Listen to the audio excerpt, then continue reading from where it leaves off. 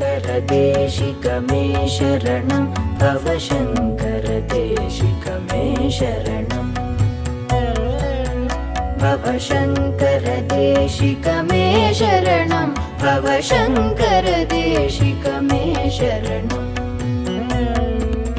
विदिताखिलशास्त्रसुधा जलधे महितोपनिषत्कथितार्थनिधे हृदये कलये विमलं शरणं भवशङ्कर देशिक मे शरणं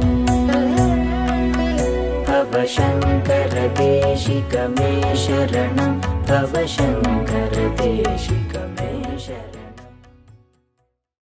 ओम असतो मा सद्गमय तमसो मा ज्योतिर्गमय मृत्योर्मा अमृतं गमय। ओम शांति शांति शांति। हरि ओम। ओम जननीं शारदां देवीं रामकृष्णं जगद्गुरुं पादपद्मे तयो श्रित्वा प्रणमामि मुहुर्मुहुः।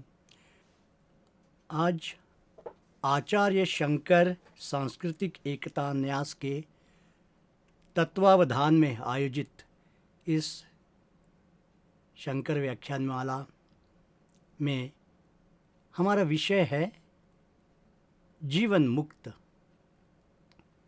और जीवन मुक्त क्या है, किसे कहते हैं, उसके लक्षण क्या है, और जीवन मुक्त जब एक मनुष्य एक जीवन मुक्त हो जाता है तो उसका स्वयं का क्या लाभ होता है, उसके परिवार में किसको क्या लाभ मिलता है, समाज को उसका क्या लाभ मिलता है, देश को उसका क्या लाभ मिलता है, और मानव जाति की दृष्टि से मानवता को उसका क्या लाभ मिलता है। इस दृष्टि से हम इस विषय पर थोड़ा चिंतन करेंगे। तो जीवन मुक्ति क्या है, ये शुरू करने इसकी चर्चा करने के पहले श्री रामकृष्ण देव के एक शिष्य स्वामी तुरानंद जी महाराज, तो वे हमेशा अपने अगल बगल बैठने वाले ब्रह्मचारी सन्यासियों को या गृही भक्तों को कहते थे कि देखो, जब मैंने जीवन मुक्ति विवेक इस पुस्तक में ये जीवन मुक्ति सुख प्राप्ति हेतवे देह धारितम आत्मना नित्य मुक्तेन,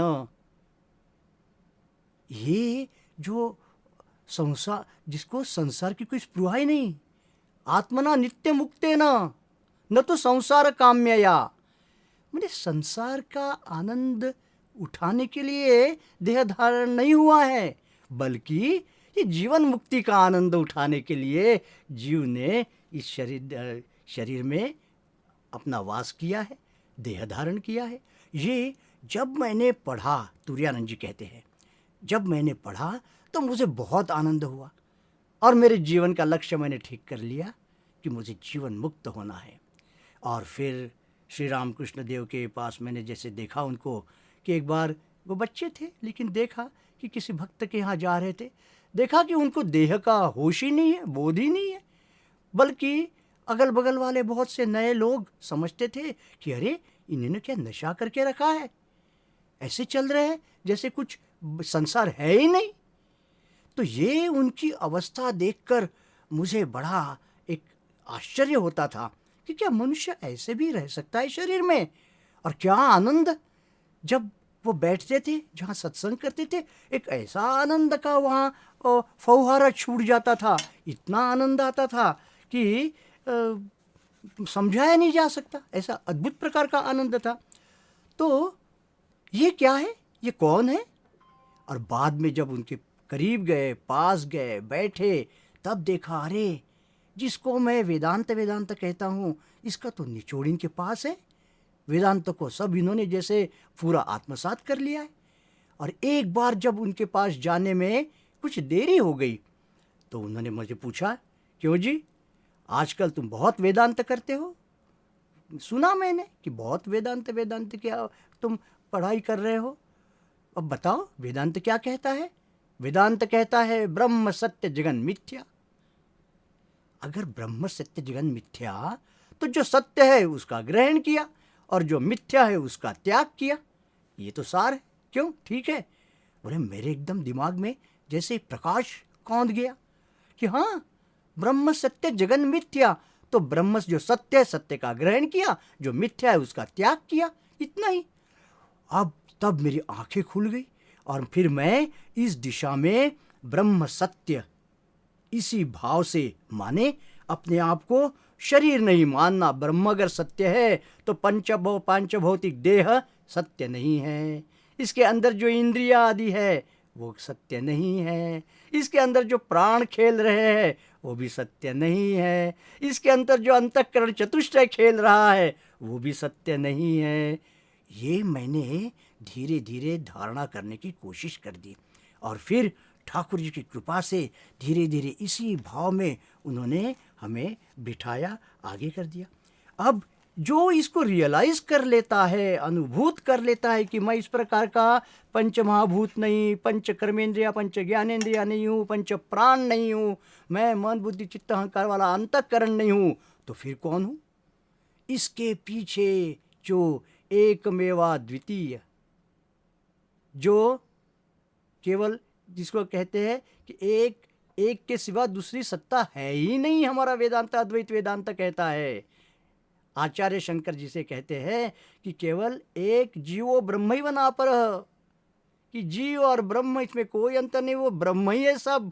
आप अज्ञान के कारण, माया के कारण जीव अपने देख रहे हो, जीव मान रहे हो। ये जो विशेष अनुभूति है, यही इसका एक अनुभव कर जीवन में उतारना, इसी दृष्टि से मेरा ये जीवन मुक्ति की ओर आगे बढ़ने का मेरा एक मेरी जो यात्रा थी वो यात्रा आगे शुरू हो गई। और यही इस प्रकार की यात्रा करने के लिए ही हम लोग मनुष्य बने हैं। हमें शरीर मिला है जीवन मुक्ति कि जीवन में शरीर में रहते रहते ही हमें अनुभव करना है कि हम तो वो चैतन्य में आत्मा है जो केवल एकमेव अद्वितीय है, जिसमें कोई भेद नहीं है, जिसमें ना मनुष्य मनुष्य, स्त्री पुरुष, जाति पाति धर्म विशेष कुछ भी नहीं, बस केवलम एक चैतन्य आत्मा है। ये अब जो ये कर लेता है तो उसके होता क्या है उसके जीवन में? जब वो इस प्रकार का साक्षात्कार कर लेता है तो क्या करता है उसके जीवन में? हम देखते हैं कि उसकी जो एक सीमित अहंता थी, अपने देह के कारण, अपने मन के कारण, अपने ज्ञान के कारण, जो भी एक सीमित अहंता थी और एक मैंपना था देह में, मन बुद्धि चित्त अहंकार को अंतःकरण चतुष्टय कहते हैं। अब यही हमारा एक ऐसा एक इंस्ट्रूमेंट है भगवान ने दे दिया है कि इसी के कारण ये पंच कर्मेंद्रिया पंच ज्ञानेंद्रियों के साथ युक्त होकर जब हम स्थूल शरीर में रहते हैं तो ये स्थूल शरीर हमसे क्या क्या कराता है? अपने आप को देह मानकर देह के सुख के लिए हमसे कुछ भी कराता है, देह के लिए जिलाता है। और कहते हैं आचार्य शंकर अपने विवेक चूड़ामणि ग्रंथ में कहते हैं कि देह मैं हूँ, ये जीव जब मानता है तो ऐसा इस कारण, ये अज्ञान के कारण उसको कल्प कोटि शतई अपि, करोड़ों कल्प उसको बार बार शरीर ग्रहण करना पड़ता है। आप लोगों ने शायद सुना होगा कि उनका एक बड़ा सुंदर स्तोत्र है, उसमें वो कहते हैं, चरपट पंजरिका स्तोत्र, चरपट पंजरिका में वो कहते हैं पुनरपि जननम पुनरपि मरणम पुनरपि जननी जठरे शयनम।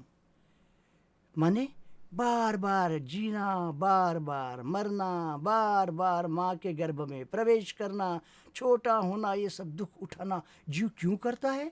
ये अज्ञान के कारण। अज्ञान माने कौन सा अहंकार? यही कि मैं देह हूँ, मैं मनुष्य हूँ। अब ये मनुष्य प्राणी ही एक ऐसा प्राणी है कि जो अपनी ये जो लिमिटेशंस है या ये व्यवधान है, ये अपनी सीमाएं है, इनको लांघ सकता है और इनको लांघ कर एक वो ऐसे सत्ता का अनुभव कर सकता है जहाँ उसका मैंपना समाप्त हो जाता है। मैंपना समाप्त हो जाता है। मैंपना समाप्त होता है तो उसको किसकी अनुभूति होती है? उसको एक असीम अनंत एकमेवा द्वितीय सत्ता की अनुभूति होती है। वो अनंत सत्ता, उससे लगता है अरे मैं तो वो अनंत सत्ता हूँ। अगर इसको हमें संक्षेप में समझना है तो हम ऐसे कल्पना करें, हम कल्पना कर सकते हैं। हम कल्पना करेंगे कि जैसे एक गिलास पानी है हमारे पास। अगर हम किसी जहाज़ में, कल्पना कीजिए, हम एक जहाज़ में यात्रा कर रहे हैं, जहाज़ समुद्र के बीच में आ गया है, हमारे पास एक गिलास है अथवा एक एक लोटा है अथवा एक जार है जिसमें कुछ जल है। अब वो जल हमने समुद्र के जल में डाल दिया। अब ये लोटे का जल, गिलास का जल, जार का जल, जिसको अपनी एक अलग सत्ता थी कि मैं जार का हूँ, मैं जार हूँ, मैं गिलास हूँ, मैं एक लोटा हूँ, अब वो जल कहाँ गया? समुद्र के साथ एक हो गया। अब समुद्र के साथ एक हो गया तो वो अब अपने आप को क्या बोलेगा? अरे मैं तो अनंत हूँ, क्योंकि कहीं और नहीं, छोर नहीं, समुद्र का तो कहीं और छोर नहीं, इतना विशाल, इतना विराट, अनंत करके कहते हैं। जैसे आकाश, आकाश की कोई परिसीमा नहीं है, आकाश को कोई और छोर नहीं है, वैसे हमारा अस्तित्व, हमारा जो अहंकार है, वेदांत में एक मठाकाश, घटाकाश आदि शब्दों से समझाया जाता है, जिसको सीमित अहंता कहते हैं। ये सीमित अहंता या लिमिटेड ईगो, ये मठाकाश या घटाकाश, घट माने एक मटका, मटके के अंदर भी खाली जगह रहती, वहाँ आकाश रहता है। आपने मटका ऐसा हवा में उठाया तो देखेंगे कि उसके अंदर भी आकाश है, लेकिन वो मटके के आकार के कारण बंद गया है। तो वो समझता है आपने कोई, मैं मटका हूँ, मेरा आकार क्या है? मटके का आकार है। अब आप एक लकड़ी से उसको तोड़ डालो, फोड़ डालो, अब वो जैसे फूट जाएगा तो वो आकाश कहाँ जाएगा? वो मटके का आकाश कहाँ जाएगा? मटके का आकाश कहीं नहीं जाएगा, वो जहाँ था वहीं रहेगा। लेकिन उसकी जो सीमित अहंता थी, सीमित अहंकार था, वो अब अनंत आकाश में लीन हो गया। अब वो बोलेगा, अरे मैं तो विराट हूँ, विशाल हूँ, अनंत हूँ। हमारा जो आज का विषय है जीवन मुक्ति, तो ये जीवन मुक्त क्या होता है? जिसने इस प्रकार, जिस किसी प्रकार से साधना कर अपनी ये एक सीमित अहंता, एक बंधी हुई अहंकार की अपनी वृत्ति एक खत्म कर डाली, और जो अनंत आकाश जैसा विशाल विराट हो गया, अब उसका अहंकार क्या शरीर में रहेगा? नहीं। अब वो जब मैं बोलेगा तो वो कैसे मैं बोलेगा? कहाँ मैं बोलेगा? अब उसका मैं माने पूरा जो कुछ है सब कुछ वो मैं ही हूँ। ये भाव हमें भगवद गीता में दिखता है। भगवान कृष्ण कालोस्मि लोकक्षय कृत प्रवृद्धो लोकान समाहर्तुम इह प्रवृत्तः, जो बोलते हैं कि मैं ही वो काल हूँ, मैं लोगों को समाप्त करने के लिए प्रवृत्त हुआ हूँ। बोलते सर्वधर्मान परित्यज्य मामेकम शरणं व्रज अहम त्वा सर्वपापेभ्यो मोक्षयिष्यामि मा शुचः। क्यों? क्योंकि भगवान कृष्ण जानते थे मैं वो अनंत, जिसको सीमा रहित ऐसा अस्तित्व में परमात्मा हूँ। जीव उस प्रकार का अनंत अस्तित्व प्राप्त कर लेता है जब उसकी सीमित अहंता समाप्त हो जाती है। अब बताइए, इस प्रकार की सीमित अहंता से जब हम अपने परिवार में रहते हैं, अपने समाज में रहते हैं, अपने देश में रहते हैं, मानवों के बीच रहते हैं, तो हम अपना एक अलग अस्तित्व लेकर रहते हैं। लेकिन ये जो व्यक्ति है जिन्होंने अपनी सीमित अहंता पूरी तरह से खत्म कर दी है, एक विशाल अनंत सत्ता के साथ जिन्होंने अपना एकत्व साधित कर लिया है, उसी को जीवन मुक्त कहते हैं। और ये जीवन मुक्त के उदाहरण कि जैसे जीवन मुक्त कैसे आचरण करता है, ये श्री राम कृष्ण देव कहते थे। एक जीवन मुक्त जो होता है वो बालक जैसे होता है। 1-1.5 वर्ष का बालक, 2 वर्ष का बालक, बालक तो होता है, हंसता है, खेलता है, नाचता है, गाता है। बोले वैसे ही ये जीवन मुक्त जो होता है, हंसता है, खेलता है, नाचता है, गाता है, रोता है कभी, लेकिन उसकी किसी भी चीज़ पर उसकी पकड़ नहीं है। क्यों? क्योंकि उसके देह में उसका अहंकार नहीं है। बालक का अपने देह के साथ एकात्म भाव, जिसको हम कहते हैं आइडेंटिफिकेशन, वो नहीं रहता। इसी प्रकार ये जीवन मुक्त जो है वो भी देह के साथ जुड़ा हुआ नहीं रहता। उसकी अहंता केवल एक देह में केंद्रित नहीं होती, बल्कि उसकी अहंता अब एक विराट सत्ता के साथ जम गई होती है। अब ये विराट सत्ता के साथ जब उसकी अहंता जुड़ गई है तो ये कैसा अपने आप को अपना अस्तित्व एक शरीर में मान सकता है? वो अपना अस्तित्व एक शरीर में मान नहीं सकता। और इसलिए जब हम एक शरीर बन जाते हैं तो हमारे अंदर जो हम देखते हैं राग द्वेष, लाभ हानि, सुख दुख, ये द्वंद्व की जोड़ियां हैं जो लेके हम सामान्य मनुष्य परेशान रहता है। सामान्य मनुष्य यही लेके जीता है, सुख दुख, लाभ हानि, लेना देना, आना जाना, इसी से परेशान भी रहता है। तो ये सब ये जीवन मुक्त के जीवन से ये सब समाप्त हो जाता है। अब ये जो भी लिमिटेशंस है, मर्यादाएं हैं, ये मर्यादाएं वास्तविक कैसी है? अज्ञान के कारण है। अज्ञान किसका अज्ञान? स्वरूप का अज्ञान। हमारा स्वरूप ऐसा ही है। शास्त्र हमारे वास्तविक यही कहते हैं। ये पूरे सृष्टि में 3 अवस्थाएं विद्यमान है। हम मनुष्य, हम भी 3 अवस्थाओं में से गुजर रहे हैं। हमारी जागृत अवस्था जब होती है, माने जब हम नींद से जग जाते हैं, तो हमारा जागृत अवस्था में बहुत समय चल जाता है, सब निकल जाता है। अब इसी में हम देह को लेकर व्यस्त रहते हैं। फिर हम सो जाते हैं तो उसमें बहुत से समय हमारा स्वप्नावस्था में समय चला जाता है। फिर कुछ समय हमारा सुषुप्त अवस्था में चला जाता है, जहाँ ना स्वप्न देखते हैं, कुछ नहीं देखते। कभी कभी तो हम सुषुप्त अवस्था में इतना समय ऐसे जीते हैं कि हम वो दूसरे दिन जब जगते हैं बोलते क्या बढ़िया सुंदर सोया था। अब क्या देखा, क्या हुआ, ये कुछ बोल नहीं सकते, क्योंकि हम सुषुप्त अवस्था में थे, हम कारण अवस्था में थे, जहाँ कोई इंद्रिया नहीं थी, जहाँ सब कुछ एक शून्य अपने अस्तित्व में बीज रूप में विलीन हो गया था। वो हमारी कारण अवस्था है। वहाँ पर हम विलीन हो गए थे। तो ये जो 3 अवस्था, लेकिन उसमें से जब हम वापस आते हैं तो फिर से जैसे शरीर थे वैसे ही बनते हैं। जो इस कारण शरीर में जाता है वही वापस आ जाता है। हम भूलते नहीं हैं, क्योंकि हमारा देह के साथ इतना जो एकात्म भाव हो गया है वो हमें भूलने नहीं देता अज्ञान के कारण। लेकिन जो समाधि में चला जाता है, ये यहाँ पर जो जान लेता है कि अरे ये 3 अवस्था वाला देह मन इंद्रिया वाला अस्तित्व मैं नहीं हूँ, इसके परे जो चौथी अवस्था है तुरीय, जो ज्ञान की अवस्था है, प्रकाशमय अवस्था है, जिसको हमारे यहाँ सच्चित आनंद की अवस्था कहते हैं। इसलिए भगवान का नाम, ईश्वर का नाम सच्चिदानंद हो गया है। कहते हैं सत्ययुग में धर्म 4 पैर का होता है, त्रेता युग में धर्म 3 पैर का होता है, द्वापर में 2 पैर का और कलयुग में केवल 1 पैर का। माने केवल 1/4 धर्म बचता है कलयुग में, और बाकी केवल अधर्म ही रहता है। अधर्म का तात्पर्य क्या है? अधर्म माने देह केंद्रित होकर जीना, इसी को अधर्म कहते हैं। देह ही सत्य है। देह गेह शंकराचार्य हमेशा यूज करते, कहते देह गेह माने मैं और मेरा, मैं और मेरा यही सत्य है। ये अज्ञान, पूरी सृष्टि इस प्रकार अज्ञान में ही चल रही है। अब जो कोई इससे छूटते हैं, छूटने वाले हम देखते हैं अवतारी पुरुष होते हैं।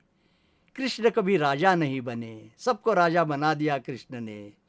राम जी ने कभी राजा बनने के लिए भाई से बैर नहीं किया, बड़ी खुशी से अपनी माँ का आदेश मानकर माँ भी अपने दूसरे बेटे भरत के लिए कैकेयी की इच्छा थी कि राम वन में जाए, लेकिन राम जी ने कभी अपने कैकेयी माता को दोष ही नहीं दिया, बल्कि खुशी खुशी प्रसन्नता से वन में चले गए। बोले आपने तो मुझ पर उपकार किए, मुझे ऋषि मुनियों का संग मिलेगा, मुझे वन में विचरण करने को मिलेगा, ये तो बड़ी भाग्य की बात है।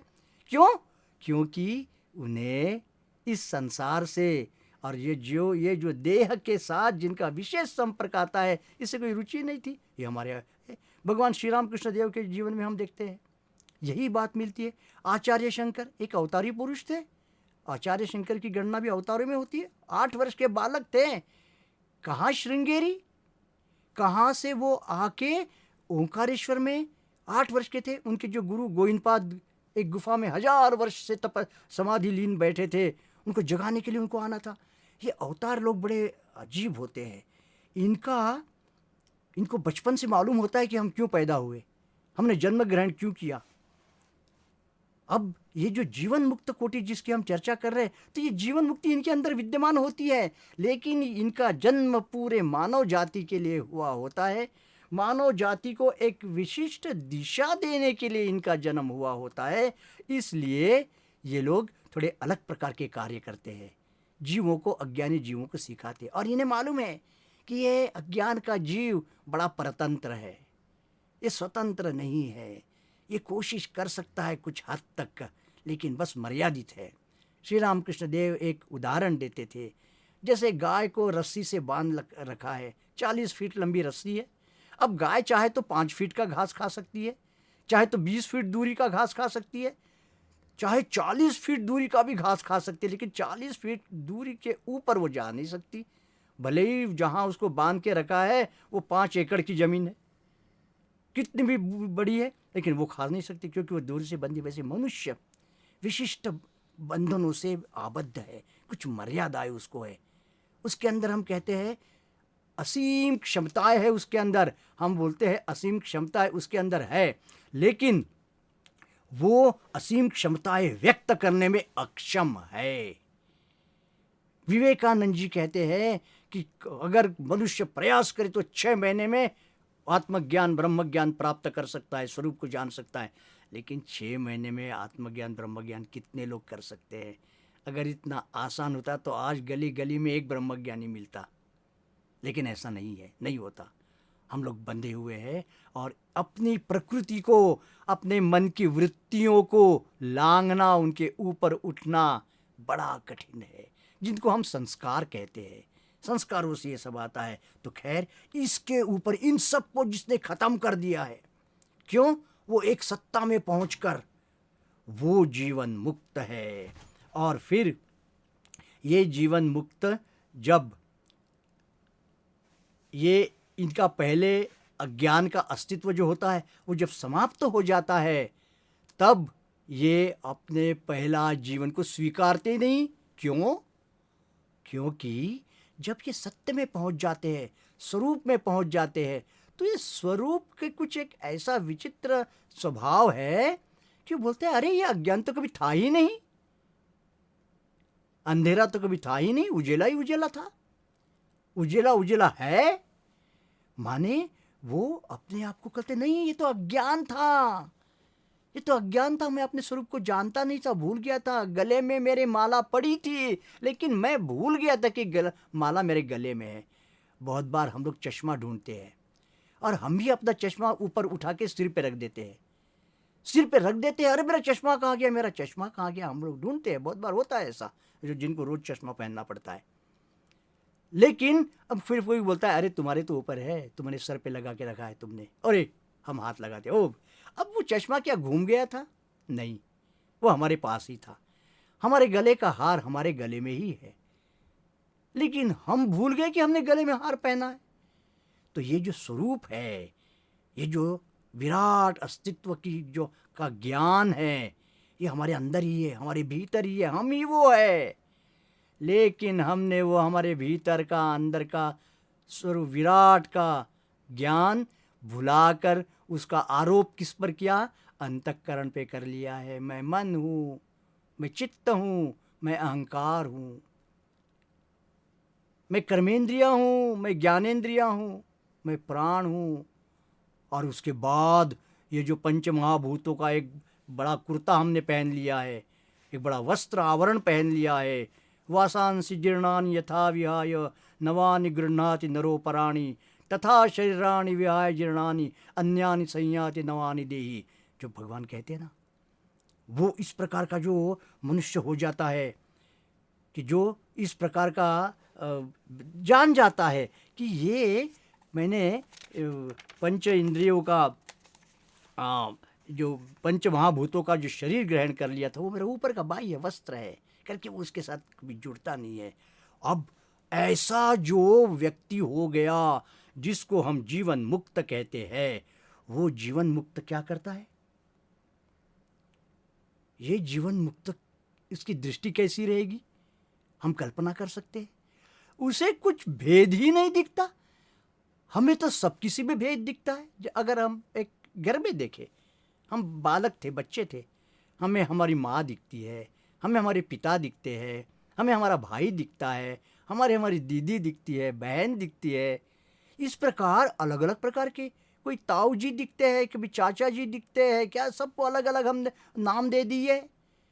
और इस प्रकार ये मेरा घर, ये हमारा घर, ये पराया घर, ये इनका घर, ये उनका घर, ये हमारा मोहल्ला, ये हमारा इलाका, ये हमारा शहर, ये हमारा राज्य, ये हमारा देश।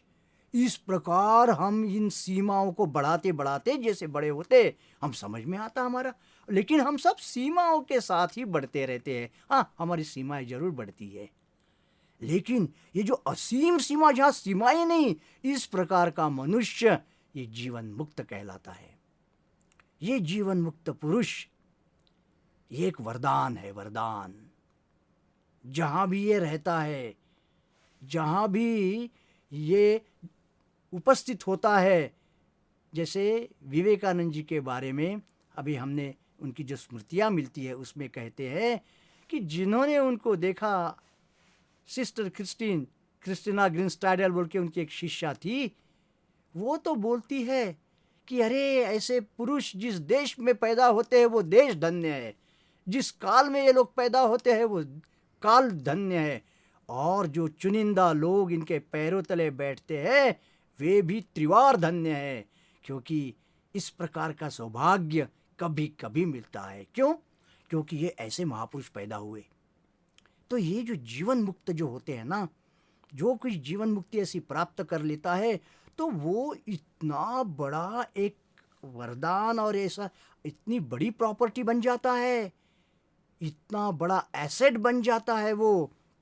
हमारे प्राचीन इतिहास में, हमारी सनातन प्राचीन संस्कृति में ऐसे महापुरुषों की कई कहानियां हैं, कई कहानियां मिलेंगी आपको कि ऐसे मुक्त पुरुष इस प्रकार के कभी जीवन मुक्त होने के बाद में कभी कभी लोकोपयोगी, लोगों को जिसका उपयोग होगा, लोगों की जिससे सहायता होगी, ऐसी बातें करने के लिए पूरा अपना जीवन दे देते हैं, लेकिन उनके अंदर कोई अहंकार नहीं, कोई अभिमान नहीं, कोई कर्तृत्व का अभिमान, मैं पना नहीं, कर्तृत्वाभिमान, आई एम द डूअर नहीं, ये डूअरशिप भी उनके अंदर नहीं होती। क्यों? वो देखते वही तो सत्ता है, वही तो चलाने वाले कराने वाले। सूर्य को कौन घुमा रहा है? पृथ्वी को सूर्य के चारों ओर कौन घुमा रहा है? सूर्य और पृथ्वी के का जो डिस्टेंस है वो किसने मेंटेन किया है? क्यों बराबर यहाँ दिन और रात होती है? इसमें थोड़ी गड़बड़ी हो जाए तो पृथ्वी नहीं रहेगी, ना हम रहेंगे ना कोई और रहेगा, कोई नहीं रह सकता। लेकिन फिर भी पृथ्वी और सूर्य का अंतर जिस एक शक्ति ने निर्धारित किया है, उसी ने सूर्य की गति को भी निर्धारित किया है। वो सूर्य भी पोल स्टार, जिसको हम ध्रुव तारा कहते हैं, वो ध्रुव तारा को मध्य बिंदु मानकर वो भी परिभ्रमण कर रहा है सूर्य, और उसी के अनुसार ये कहते हैं कल्प की संकल्पना है। एक कल्प खत्म हो जाता है और इसलिए बाद में कहते सूर्य को भी ह्रास है, सूर्य भी खत्म हो जाता है। क्यों? फिर रात आएगी, प्रलय हो जाएगा, प्रलय के बाद में फिर नई सृष्टि। ये सृष्टि स्थिति प्रलय, सृष्टि स्थिति लय, जो तीन अवस्थाएं हैं, ये कहते हैं इस जगत में, इस सृष्टि में सबको है। उत्पन्न होना, रहना, नाश हो जाना, तीन चीजें सब वस्तुओं को, जिसको भी नाम और रूप है, और इसीलिए ये नाम और रूप को माया कहते हैं। शंकराचार्य का जो माया शब्द है ना, वो नाम रूप को लेकर ही है। शंकराचार्य इस जगत को माया क्यों कहते हैं? माया माने जादूगिरी नहीं है, माया माने नाम रूपात्मक सत्ता, क्योंकि नाम और रूप खत्म हो जाते हैं, पहले रूप खत्म हो जाता है। गिलास गिर जाता है, टूट जाता है, उसका रूप खत्म हो जाता है। हम जैसे शरीरवान, शरीर गिर जाता है, मर जाते हैं, शरीर चला गया, लेकिन नाम रह जाता है। हम कहते हैं वो गिलास था, टूट गया, वो गिलास रह जाता है, शब्द रह जाता है। मनुष्य का नाम रह जाता है, नाम थोड़ा ज़्यादा समय, इसलिए हमारे यहाँ कहते हैं अरे राम से बड़ा राम का नाम। क्यों? राम तो कौन से त्रेता युग में हुए थे, आए थे, लेकिन आज भी उनका नाम जो है वो मुक्ति दे रहा है। काशी मरत मुक्त करत कहत राम नाम, हम कहते हैं काशी धाम में भगवान शिव राम नाम दे के जीवों को मुक्ति देते हैं। ये भी हम लोगों में एक विश्वास है। तो रूप से नाम श्रेष्ठ है। क्यों? क्योंकि रूप स्थूल है, ग्रॉस है, और नाम जो है वो उससे भी सूक्ष्म है, फाइन है, सूक्ष्म है। तो ये नाम रूपात्मक सृष्टि का अहंकार लेकर ही मनुष्य आता है और चला जाता है। कितनी बार? लाखों बार, करोड़ों बार। इससे इस ज्ञान को काट कर जो आत्मज्ञान, ब्रह्म ज्ञान प्राप्त कर लेता है वो जीवन मुक्त कहलाता है। देह में रहकर भी देह का नहीं है, और देह का रहकर देह में नहीं है, इसीलिए उसका आचरण, उसका व्यवहार किसी को समझता नहीं है। वो क्या करता है, क्यों करता है, कैसे करता है, कैसे उसको बिना अहंकार के कर सकता है, बिना किसी आवश्यकता के जी सकता है, कोई नहीं समझता। इसी को लक्ष्य कर भगवान श्री कृष्ण भी भगवद गीता में वो श्लोक कहते हैं, आश्चर्यवत पश्यति कश्चिदेनम आश्चर्यवत वदति तथैव चान्यः आश्चर्यवत वचनम अन्य शृणोति श्रुत्वाप्येनम वेदन चैव कश्चित्। माने इसको कोई आश्चर्य जैसे देखता है, कोई आश्चर्य से इसके शब्दों को सुनता है, कोई सुनकर भी, इसको देखकर भी, सुनकर भी कोई कुछ समझता नहीं है। क्यों? क्योंकि इनको समझना माने हवा को पकड़ने जैसा है। देखिए, हवा को पकड़ने जैसे इसी एक श्री राम कृष्ण देव की एक घटना याद आती है। उनके जीवन में घटना घटित हुई थी कि इस प्रकार के जो श्रेष्ठ जीवन मुक्त पुरुष होते हैं वो कैसे हवा जैसे हो जाते हैं। श्री राम कृष्ण देव एक बार कलकत्ते गए थे। जैसे वो घोड़ा गाड़ी में उनको ले जाया जाता था, क्योंकि चलना नहीं होता था, बड़ा उनका कोमल शरीर हो गया था। तो वो ये कोमल शरीर ज़्यादा कष्ट नहीं कर सकता था, ज्ञान का शरीर है वो। तो ये शरीर के साथ, इनके साथ हमेशा कोई ना कोई रहता था, कभी उन्हें सहारा देना पड़ता, क्योंकि वो अपने भगवत भाव में, देह बोध के परे ऐसे डूबे रहते थे अपने एक विशिष्ट अवस्था में। इसलिए डूबे रहते थे, इसलिए बहुत बार ये होता था कि उनको किसी को उनके साथ हमेशा रहना पड़ता था। वो अपने साथ किसी ना किसी को रखते थे हमेशा। एक बार ऐसे कलकत्ते गए थे और कलकत्ते से लौट रहे थे। तो कलकत्ते से लौटने के समय उनके साथ उनका एक भतीजा था, रामलाल बोल के, वो और एक उनके शिष्य थे जिनको वो लाटू महाराज स्वामी अद्भुतानंद बाद में नाम हुआ। ये दोनों थे। ये लोग आए तो वराह, कलकत्ते से निकलकर दक्षिणेश्वर पहुंचने के बीच में वराह नगर आता है। तो वराह नगर में कुछ लेने के लिए रामलाल दादा, उनके जो भतीजे थे, वो गए गाड़ी से उतरकर, और लघु शंका के लिए जो लाटू महाराज दूसरे थे वो भी गाड़ी से तो उतर के थोड़े बगल में जंगल में बगल में गए। अब 2-3-4 मिनट में वापस आ गए। इधर से वो भी बगल में कुछ खरीदने गए थे, वो भी वापस आ गए। दोनों आके देखते गाड़ी के अंदर श्री रामकृष्ण नहीं। जब गाड़ी के अंदर श्री रामकृष्ण नहीं थे तो दोनों ने सोचा, अरे ये कहाँ गए, और क्या इनको किसकी जरूरत पड़ी। देखा तो दोनों ने आपस में किया, तुम इधर जाओ, मैं इधर जाता हूँ। एक आगे के रास्ते पर आगे चलने लगे और एक पीछे गए। तो जो स्वामी अद्भुतानंद जी थे, लाटू महाराज, वो बाद में कहते हैं कि मैं कलकत्ते की तरफ दौड़ने गया तो देखा कि श्री रामकृष्ण बड़े जोर से चल रहे हैं। मैं बोला, अरे इनकी इतनी शक्ति कहाँ से आई, ये तो बिना सहारा दिए ठीक से चल नहीं सकते, क्योंकि अपने भाव में रहते हमेशा इतने, और ये बड़े जोर से चल रहे। तो मैं दौड़ के गया, ठाकुर ठाकुर चिल्लाते चिल्लाते गया, और फिर और जबरदस्त दौड़ मार के सामने पहुंच गया उनके, और उनको हाथ से पकड़ा और पूछा, ठाकुर आप कहाँ जा रहे थे, क्यों जा रहे हैं आप। उन्हें कुछ होश नहीं था, वो केवल देख रहे थे, लेकिन कोई सुनने वाला नहीं था वहाँ। फिर मैंने उनको पकड़ा, उनको मैंने उनका रुख मोड़ दिया और उनको पकड़ के धीरे धीरे गाड़ी की तरफ लेकर आया। गाड़ी की तरफ आया तब तक कुछ नहीं बोले थे, फिर गाड़ी में बिठाया। जो दूसरी तरफ गए थे वो रामलाल भैया, वो भी वापस, उनके भतीजे वापस आ गए, बैठे। फिर उन्होंने पूछा, आप ठाकुर गाड़ी से निकल क्यों गए, आप क्यों जा रहे थे, क्या हुआ, कुछ भूल गए क्या? उन्होंने जो जवाब दिया, वो जवाब सुनकर हमें एक अद्भुत, एक विचार करने, चिंतनीय, एक ऐसी बात मिलती है कि देखो ये जीवन मुक्त या ये इसे मुक्त पुरुष जिसका देह के साथ संबंध नहीं कैसे हो सकता है? श्री राम कृष्ण देव कहते हैं उनको कि देखो मुझे कभी अकेला मत छोड़ना। और वो मुझे नहीं बोल सकते थे तो बोलते थे इसे, अपने शरीर की तरफ इशारा करके कहते थे इसे कभी अकेला मत छोड़ना। यहाँ का स्वभाव माने, यहाँ का माने इस देह में जो रहता है उसका, क्या यहाँ का स्वभाव वायु जैसा है, वायु जैसा उद्देश्यहीन, कहीं भी चला जाता है, किसी भी प्रकार इधर से उधर जा सकता है, बिना कोई रोक टोक, बिना कोई मर्यादा, इस प्रकार।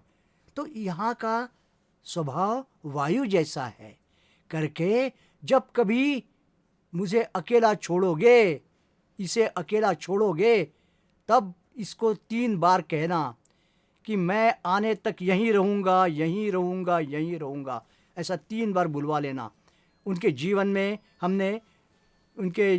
हमने बहुत बार देखा, वो दूसरा है, उनके जीवन में हमने बहुत बार देखा है कि वो कहते थे पानी पीऊँगा, जल पीऊँगा, नरेन को देखूँगा।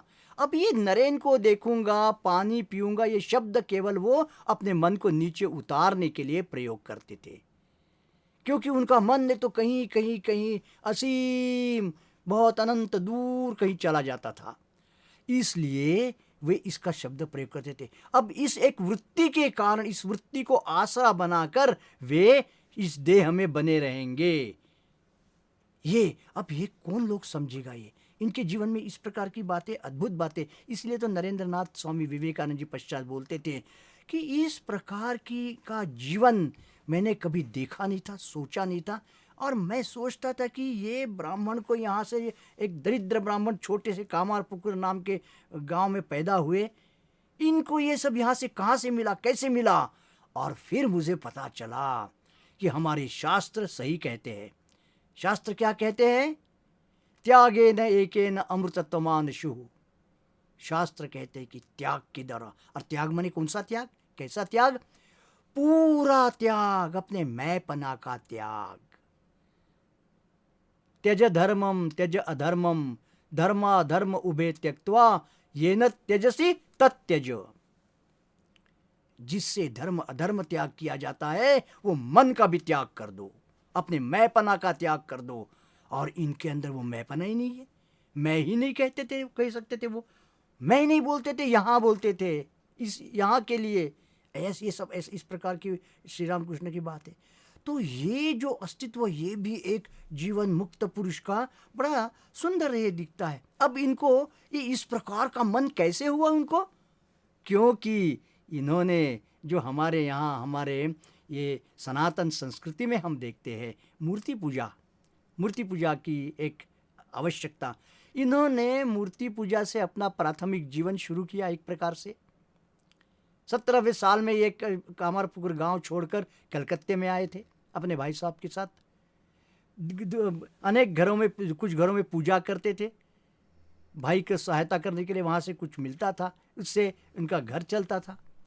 लेकिन जब ये दक्षिणेश्वर में आए और दक्षिणेश्वर की माँ काली की पूजा की जिम्मेदारी इनके ऊपर आ गई, तब इनके अंदर एक अद्भुत साधक का मन था।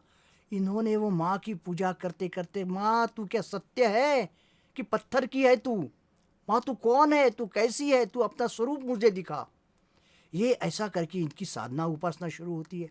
और ये साधना उपासना जब उनके एक बार देखा कि ऐसा लगभग 1 वर्ष, 1.5-2 वर्ष हो जाते हैं, इस प्रकार उन्हें माँ का दर्शन नहीं हुआ, और उनकी माँ की जो जिज्ञासा है, माँ का स्वरूप जानने की जिज्ञासा है, व्याकुलता है, वो ऐसी चरम को पहुँच जाती है कि एक दिन वो माँ के मंदिर में एक तलवार टंगी हुई थी, उन्होंने वो तलवार, वो खड्ग उठाया अपने हाथ में और माँ को कहा, माँ अगर तुम मुझे दर्शन नहीं दोगी तो मैं अब भी अपना सिर यहाँ काट दूंगा। और उन्होंने तलवार उठाकर अपने गले गर्दन पे चलाने के लिए हाथ जैसे उठाया, उनके हाथ से तलवार गिर पड़ी और वे भी वहाँ बेहोश होके गिर गए। और कहते हैं 3 दिन तक लगातार वो बेहोश थे, उन्हें बाहर का होश नहीं था। अब बाद में उन्होंने कहा कि जब वो तलवार चलाने के लिए मैं उद्यत हुआ, तब अचानक देखा कि मेरे सामने एक अद्भुत प्रकाश, ज्योति समुद्र, सफ़ेद रंग का ज्योति समुद्र का प्रकाश में सागर, ऐसी बड़ी बड़ी लहरें उठते उठते आया, जिसमें सब कुछ विलीन हो गया, सब नाम रूप का अस्तित्व उसमें विलीन हो गया, उसमें मेरा मैं पना भी विलीन हो गया। ये कहते हैं श्री रामकृष्ण। ये माँ काली का जो दर्शन है उनका एक बड़ी अद्भुत चीज़ है। माने सगुण ईश्वर का जब हम साक्षात्कार करते हैं, ये जितनी भी मूर्तियां हैं ये सगुण ब्रह्म की प्रतीक है, इनकी उपासना करके हम एक ऐसी अवस्था में पहुंचते हैं, ऐसी जगह पहुंचते हैं जहां कोई नाम रूप नहीं है, केवल एक चैतन्य में आनंद में अस्तित्व का एक बोध होता है। और श्री रामकृष्ण कहते हैं कि समुद्र ज्योतिर्मय समुद्र में मैं उसी में डूब गया, सब संसार कहाँ गायब हो गया। 3 दिन कैसे गए पता ही नहीं चला, कहाँ से क्या दिन। और बाद में जब कभी ये भाव कम हो गया और मुझे आसपास का जगत दिखने लगा, तो मेरा मन फिर से उसी अनुभूति प्राप्त करने के लिए व्याकुल होने लगा। फिर मैं माँ माँ माँ करके चिल्लाता था, रोता था खूब, और फिर माँ की उस प्रकार की अनुभूति मिलती थी। इस प्रकार दिन जाने लगे।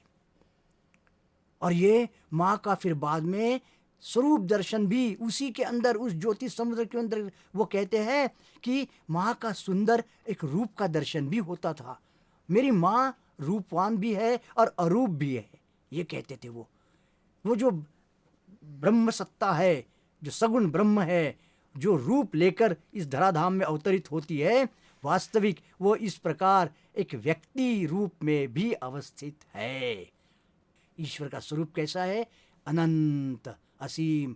अब एक ज्योति समुद्र कहते हैं, कोई नाम नहीं, रूप नहीं, केवल एक ज्योति का समुद्र, प्रकाश का समुद्र, प्रकाश का सागर। ये श्री राम कृष्ण अब बताइए कि जो जीवन मुक्त पुरुष हो जाता है वो कैसा होता होगा, जिसके अंदर कोई भेद ही नहीं है, बिना भेद के। इसलिए ये श्री राम कृष्ण के जीवन का जो माँ का दर्शन है। और फिर देखिए, जब उनके जीवन में वे तो एक आदर्श प्रस्थापित करने के लिए आए थे, सर्वशास्त्रों को सत्य प्रमाणित करने के लिए आए थे आजकल के संदेह के युग में। क्योंकि उनके पहले सब लोग कहते थे कि हमारे सनातन धर्म में कुछ नहीं है, सनातन धर्म ऐसे ही भ्रांत धारणाओं पर केवल आधारित है, भ्रांतियों पर आधारित है, इसमें कुछ अच्छा है ही नहीं, हमें बाहर से कुछ लाना पड़ेगा अच्छा। इस प्रकार के भाव आ गए थे हमारे भारत में। उसको सब दूर करने के लिए, और नहीं, ये भारत भूमि, स्वामी विवेकानंद जी जैसा कहते हैं, धर्म भूमि भारत, जिसके लिए 800 साल पहले आचार्य शंकर को आना पड़ा था। 1200 साल पहले, 1200 वर्ष पहले आचार्य आकर, जिन्होंने हमारे यहाँ की जो सांस्कृतिक संपदा है उनको सबको समेट कर, हमारा क्या उपनिषद, क्या ब्रह्मसूत्र, क्या गीता आदि शास्त्र, माने श्रुति स्मृति, सब प्रकार के हमारे जो पुराण आदि जो हमारे ये है शास्त्र है, जिनमें इन सब बातों को संजो करके समेट करके रखा है, जो हमारे ऋषि मुनियों की अवस्थाएं है, उनकी अनुभूतियां हैं, वो सबको उन्होंने सहेज कर और हमारे समाज के सामने प्रस्तुत किया था। और सर्वोपरि ये एकात्म दर्शन कैसा है, अंतिम जब अनुभूति होती है आखिरी, तो वो होती है कि एक, जिसको इम्पर्सनल कहते हैं, इस प्रकार की एक एब्स्ट्रैक्ट भी जिसको हम बोल सकते हैं, इस प्रकार की एक अनुभूति होती है जो ही सबका मूल है। अद्वैत वेदांत जिसका प्रचार प्रसार करता है, वो जो सत्ता, जो सत भी है, चित भी है, आनंद भी है, ऐसी एक सत्ता, उसका कोई नाम रूप नहीं है करके उसको अब बोलते हैं हाँ हाँ हमेशा है, नित्य है, इसलिए सत्य है। हाँ, उसमें ज्ञान है, ज्ञानमय है, इसलिए वो चित्त है। और अनुभूति, उसमें आनंद की अनुभूति है, इसलिए वो आनंद है। अस्ति भाति प्रिय सच्चित आनंद। इस प्रकार का हमारा ईश्वर भगवान या ये जो अस्तित्व का ज्ञान है, ये करके ये जो पुरुष होता है जीवन मुक्त, हमारे यहाँ सुखदेव जी को सर्वश्रेष्ठ मानते हैं। मुनियों में, त्यागियों में, ऋषियों में सुखदेव। कैसे? सुखदेव जी को देहबोध ही नहीं था, भ्रमण करते थे, लेकिन उनका कुछ कार्य था ये दिव्य धराधाम में। परीक्षित को भागवत सुनानी थी उनको, बातों करके वो आए। तो ये मनुष्य जीवन में फिर इनका जो कार्य होता है वो केवल एक लीला का कार्य होता है, खेल होता है। और ये जो जिसको हम ये जगत का ऐश्वर्य कहते हैं, ये जगत का ऐश्वर्य उनके लिए ऐश्वर्य नहीं होता। श्री रामकृष्ण के जीवन में हम देखते हैं, जो मथुर बाबू जो मंदिर के मालिक थे, उन्होंने कितने प्रकार से उनके जीवन को टेस्ट किया, क्या क्या देकर। उनके नाम से पैसा रखने के लिए गए, बोले बाबा मैं चला जाऊंगा, बाद में आपको कुछ असुविधा ना हो, इसलिए मैं कुछ 10,000 रुपये आपके नाम से कर देता हूँ।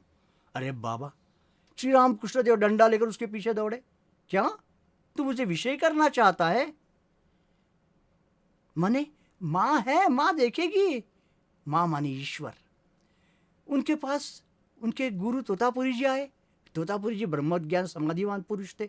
वे आए, उन्होंने जैसे श्री रामकृष्ण को देखा, वहाँ बैठे और बोलते कि अरे तुम तो वेदांत की अनुभूति के लिए बड़े योग्य दिखते हो, तुम्हारे शारीरिक लक्षण जो है वो बड़े उचित है। क्या तुम अद्वैत ज्ञान लेने के लिए तैयार हो? मैं तुम्हें अद्वैत समाधि के लिए सहायता करूँगा। तो श्री रामकृष्ण उनको जवाब देते हैं तोतापुरी जी को, मैं क्या करूँगा और नहीं करूँगा मुझे नहीं मालूम, मेरी माँ जानती है। बोले जा अपनी माँ से पूछ के आ। और वो भी उनके पीछे पीछे गए। देखा श्री रामकृष्ण देव वो काली मंदिर के सामने जाके खड़े हो गए और आंख बंद करके खड़े हो गए, और अंदर ही अंदर उन्होंने माँ से संवाद किया। और उन्हें समझ गया कि तोतापुरी जी का आगमन यहाँ श्री रामकृष्ण देव को अद्वैत समाधि में बिठाने के लिए ही हुआ है। बोलते हाँ चलो, माँ ने अनुमति दे दी। माँ ने मुझे बताया कि आप मुझे ये अद्वैत ज्ञान देने के लिए ही आए हैं, माँ ने ही आपको लाया है। बोले चलो फिर। दूसरे ही दिन रात को 2 बजे उठकर सब कुछ संन्यास के पहले की विधियाँ सब समाप्त करके उन्होंने श्री रामकृष्ण देव को अद्वैत के सिद्धांत सिखाने लगे कि तुम शरीर नहीं, देह नहीं, मन नहीं, तुम्हें जागृत स्वप्न सुषुप्ति किसी भी अवस्था में कुछ भी प्राप्त करना नहीं है। तुमने ऐहिक और पारलौकिक सब भोगों को त्याग कर दिया है। तुम्हें किसी प्रकार के भोगों की कोई आकांक्षा नहीं है। केवल तुम उस एक अस्तित्व को जो तुम्हारा स्वरूप है, चिदानंद रूप शिवोहम शिवोहम, बस इसकी अनुभूति के लिए ही तुम्हारा अस्तित्व है। ये जानने के लिए ही तुम अभी हो और यही तुम्हारा लक्ष्य है। ये इस प्रकार का ज्ञान अलग अलग शास्त्रों से उन्होंने सुनाया। तत्वम असि, जिसमें हमारे यहाँ कहते हैं महावाक्य, वेदांत के महावाक्य, प्रज्ञानम ब्रह्म तत्वम असि अहम ब्रह्मास्मि। ये जो इस प्रकार का ज्ञान देकर कि बताए कि वो ब्रह्म तू ही है, जिसको नाम नहीं, रूप नहीं, वो तू है। और श्री रामकृष्ण का मन जब उसमें एकत्रित हो गया तो श्री रामकृष्ण समाधि में बैठ गए। इन्होंने जब देखा कि उनके अंदर प्राण की चेतना खत्म हो गई है, सांस लेना बंद हो गया है, हृदय की धड़कन बंद हो गई है, ये पूरा समाधि का लक्षण है, ऐसा समझकर वो कमरे से बाहर चले गए और दरवाज़ा बंद कर लिया इन्होंने, तोतापुरी जी ने। और कहते हैं जीवनीकार, जैसे क्योंकि वो उस समय वहाँ जो लोग थे उनके अनुसार ही उन्होंने जीवनी लिखी है, स्वामी शारदानंद जी ने रामकृष्ण लीला प्रसंग, उसमें वो कहते हैं कि 3 दिन के पश्चात जब श्री रामकृष्ण देव ने अंदर से दरवाज़ा खोलने के लिए कुछ खटखटाया नहीं, तब तोतापुरी जी स्वयं 3 दिन के बाद दरवाज़ा खोल के अंदर गए। देखा जैसा बैठे थे 3 दिन पहले वैसे ही समाधि में बैठे। उन्होंने फिर कुटिया में हरिओम हरिओम हरिओम का घोष करके उन्हें समाधि से नीचे उतारा। और उसके बाद में लगभग 6 महीने तक श्री रामकृष्ण देव अद्वैत भाव, अद्वैत अनुभूति और अद्वैत भाव में ही लीन रहे। और फिर हम देखते हैं कि उसके बाद उनका जो धर्मोपदेश का कार्य आगे आगे बढ़ा।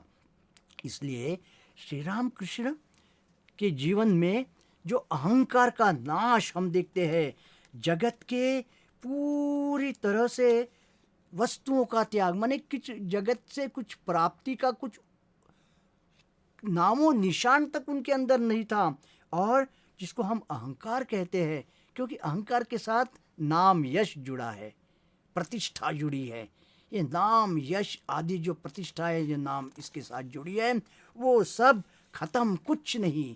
हमेशा कहते थे अरे ये क्षुद्र देह है, माने उनको हमेशा अगर दिखता था कोई एक अस्तित्व है, कोई कर्ता है, तो वो कौन है? वो ईश्वर है, वो ईश्वरी सत्ता ही सर्वोपरि है।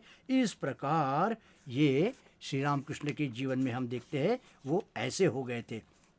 और इसीलिए उनके व्यवहार में, श्री राम कृष्ण देव के जीवन के व्यवहार में हम देखते हैं कि वो कहीं भी अहंकार का प्रकाश नहीं, कहीं भी अहंकार का प्रकाश उनके जीवन में नहीं रहता था। कैसे? जैसे हम देखते हैं कि जो एक दर्पण होता है अथवा टीवी का स्क्रीन होता है, दर्पण में चेहरा दिखता है, लेकिन दर्पण के अंदर क्या चेहरा है? नहीं है। टीवी पर सब कुछ दिखता है, आग लगती है, पानी चलते हैं, भूकंप आते हैं, लेकिन टीवी का स्क्रीन कुछ होता है? कुछ नहीं होता, अछूत रहता है। इस प्रकार ये जो आत्मज्ञानी ब्रह्मज्ञानी ये जो है, ये भी अछूत रहता है। ये सभी परिवर्तनों से, सभी रिएक्शन से ये अछूत रहता है ये ज्ञानी। तो ये जीवन मुक्त की वो स्थिति होती है। सही जीवन मुक्त जो सही ज्ञानी जो होता है वो इसका, ऐसा हो नहीं सकता कि वो जीवन मुक्त भी है और जगत के पदार्थों के पीछे दौड़ भी रहा है, नहीं। इसीलिए कहा कि ये एक जगत के लिए, मानव जाति के लिए एक बहुत बड़ा एक धन बन जाता है। इस प्रकार का जीवन मुक्त, ये मुक्त पुरुष जो है ये वास्तविक सही से संपदा है मनुष्य का। और यही तो शुरुआत में जो हमने देखा था, स्वामी तुरानंद जी कहते हैं कि जीवन मुक्ति सुख प्राप्ति हेतवे देहधारितम जन्मधारितम आत्मना नित्य मुक्तेन न तो संसार काम्यया। संसार की कामना करने के लिए देह धारण नहीं हुआ, बल्कि इस स्थिति का आनंद उठाने के लिए ही देह धारण होता है। इसी उद्देश्य से महापुरुष लोग आते हैं। आचार्य शंकर का इस पृथ्वी पर आना, अद्वैत की प्रतिष्ठा करना केवल यही कारण से हुआ था। भगवान श्री राम कृष्ण देव, उनके पार्षद स्वामी विवेकानंद जी, इनका आगमन केवल इसीलिए हुआ था कि यह ज्ञान, विवेकानंद जी ने विदेशों में क्या दिया? यही ज्ञान दिया, यह उपनिषदों का ज्ञान ही दिया। यही सबको बताया कि each soul is potentially divine, the goal is to manifest divinity within. प्रत्येक जीव अव्यक्त ब्रह्म है, इस ब्रह्मत्व को प्रकाशित करना, जानना, यही मनुष्य जीवन का लक्ष्य है। और ये ब्रह्मत्व क्या है? यही है जो एक जीवन मुक्त पुरुष के जीवन में जिस सत्ता की अनुभूति होती है, उसी को वही ब्रह्मत्व या तत्व, ये वास्तविक, ये इसको अस्तित्व कहा है। सही अस्तित्व बस वही है। इसी को स्वामी विवेकानंद जी कहते हैं, अरे अपने आप को एक भेड़ मानना बंद कर दो, मिमी आना बंद कर दो, तुम जीवन मुक्त हो, आत्मा हो, अपना आत्मा स्वरूप जानो और शेर जैसे दहाड़ो। तुम शेर हो, एक भेड़ अपने को मत समझो। ये जो सब कहानियाँ आई है इसीलिए कि हम मनुष्य होने से बड़े छोटे हो जाते हैं, देह में आबद्ध होने से बड़े अल्प हो जाते हैं। तो हमें अल्प नहीं होना। अल्पम सुख सुख नास्ति, अल्पे सुखम नास्ति। अल्प में सुख नहीं है, हमें विशाल होना है, बृहत में प्रवेश करना है। और बृहत वही ब्रह्म स्वरूप, वो हम सबको प्राप्त हो, यही प्रभु के चरणों में प्रार्थना करके अपनी वाणी को विराम देता हूँ। ओम शांति शांति शांति। हरि ओम तत्सत। श्री राम कृष्णार्पणमस्तु।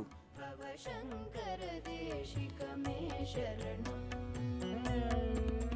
विदिताखिल शास्त्र सुधा जलधे महितोपनिषत् कथितार्थनिधे हृदयैकलये विमलं चरणं भव शंकर देशिक मे शरणम्। भव शंकर देशिक मे शरणं भव शंकर